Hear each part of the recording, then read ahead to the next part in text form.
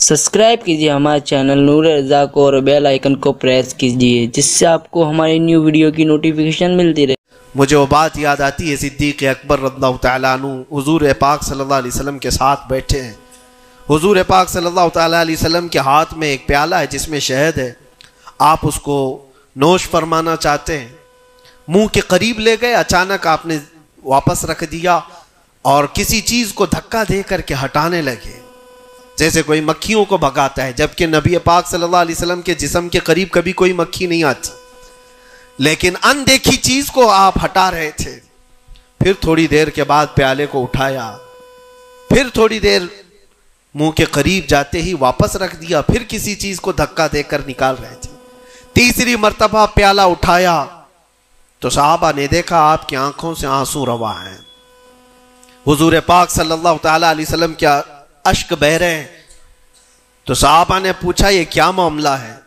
हुजूर अकरम सल्लल्लाहु तआला अलैहि वसल्लम फरमाते हैं, पहली बार जब मैंने शहद का प्याला उठाया तो दुनिया मेरे पास सज संवर करके आई, तैयार होकर आई और कहा ए अल्लाह के नबी, मेरा हुस्न जमाल आप कबूल कर लें, हर तरह के हसीनाएं आपके कदमों में लाकर रख दूंगी, हर तरह का हुस्न आपके कदमों में लाकर रख दूंगी।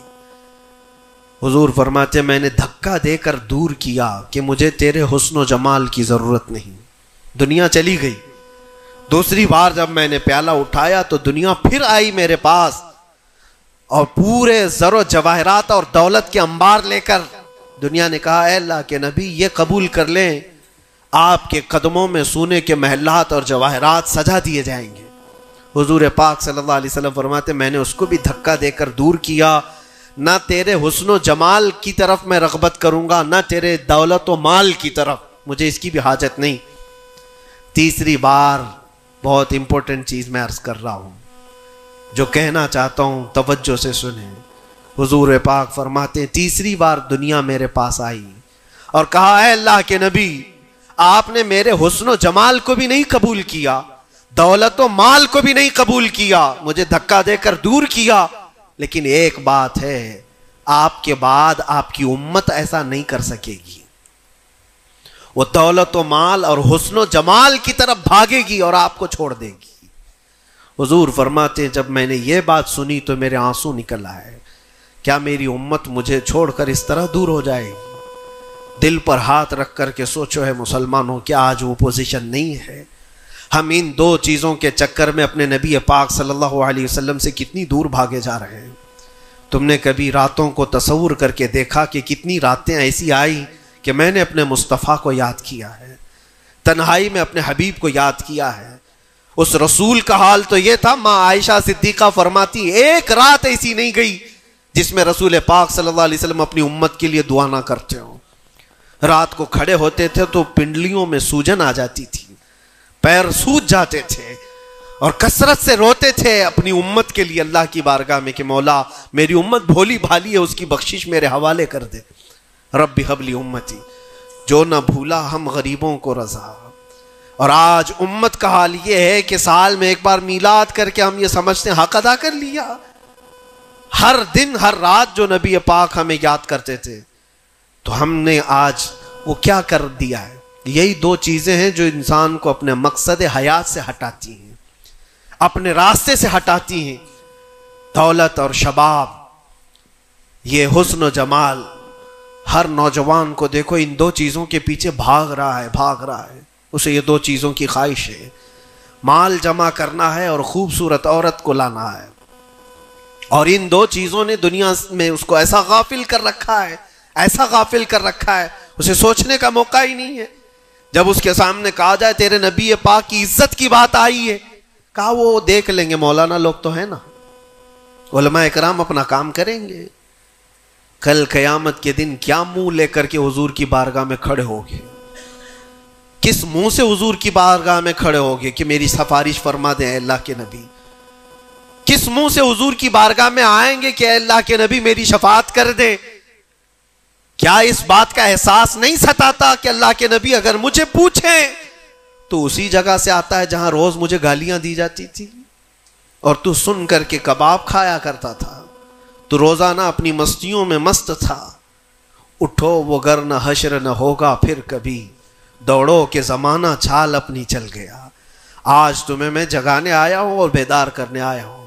زندگی کا مقصد یہ تھا کہ اللہ اور اس کے رسول کو راضی کرو، نہ یہ کہ تم دنیا کو راضی کرنے کے چکر میں اپنے اللہ اور اس کے رسول کو بھول گئے. ان نوجوانوں سے میں کہتا ہوں جو رات بھر تم اپنے دوستوں کے لیے گزارتے ہو، تم اپنے ماں باپ کو چھوڑ کر کے چلے جاتے ہو، اور ان دوستوں کے چکر میں اپنا مال بھی بہایا، وقت بھی گنوایا، لیکن حاصل کیا ہوا پتہ ہے؟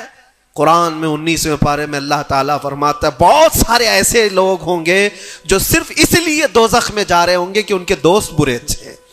یا ویلتا لیتنی لم اتخذ فلانا خلیلا، وہ پکارے گا اے کاش میں فلاں کو دوست نہیں بنایا ہوتا تو آج دوزخ میں نہیں جا رہا ہوتا.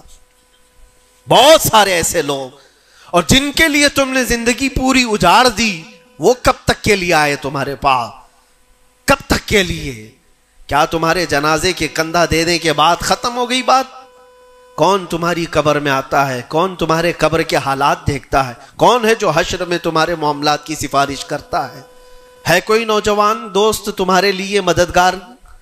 نہیں. تمہارا دل بھی یہ کہے گا اس قبر کی نئی زندگی میں اگر کوئی آئے گا تو وہ آمنہ کا لال آئے گا. نبی پاک صلی اللہ تعالیٰ علیہ وسلم تشریف لائیں گے. بزرگان دین نے یہاں تک فرمایا ہے وہ قبر میں میرے آقا صلی اللہ تعالیٰ علیہ وسلم اس حالت میں اور اتنی جلدی آتے ہیں، اور منکر نکیر کے اٹھانے سے پہلے اس سے کہتے ہیں فرشتوں سے آہستہ سے اٹھاؤ، میری محبت میں بڑا تھک کے آیا ہے. وہ کس کے لیے ہے؟ جو محبت مصطفیٰ میں یہاں تھکا ہوا ہو اس کے لیے ہے. وہ نہیں جو عیش و عشرت میں شباب و کباب میں یہاں تھک کر کے گیا ہو.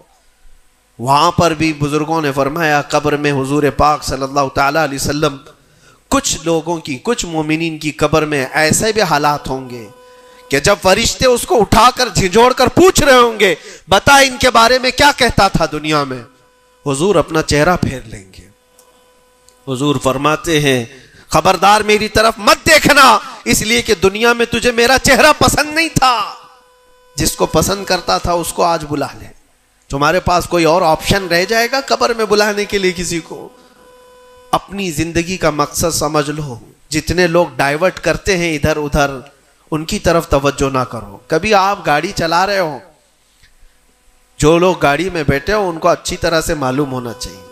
اگر یہاں سے نکلیں آپ پونا جانا چاہتے ہیں، تقریباً 150-200 کلومیٹر کا فاصلہ ہے. راستے میں بہت سارے مناظر آتے ہیں، بہت سارے اچھے منظر دیکھنے کو ملتے ہیں. کبھی پہاڑیاں ہیں، کبھی درخت ہیں، کبھی جھیل ہے، کبھی کچھ ہے، کبھی کچھ ہے. تو کیا اس راستے پہ گزرتے ہوئے جو چیز اچھی لگ جائے وہیں رک جاتے ہو؟ تمہیں پتا ہے نہیں مجھے تو پونا پہنچنا ہے 2 گھنٹے کے اندر، میرا راستہ آگے، میری منزل آگے ہے.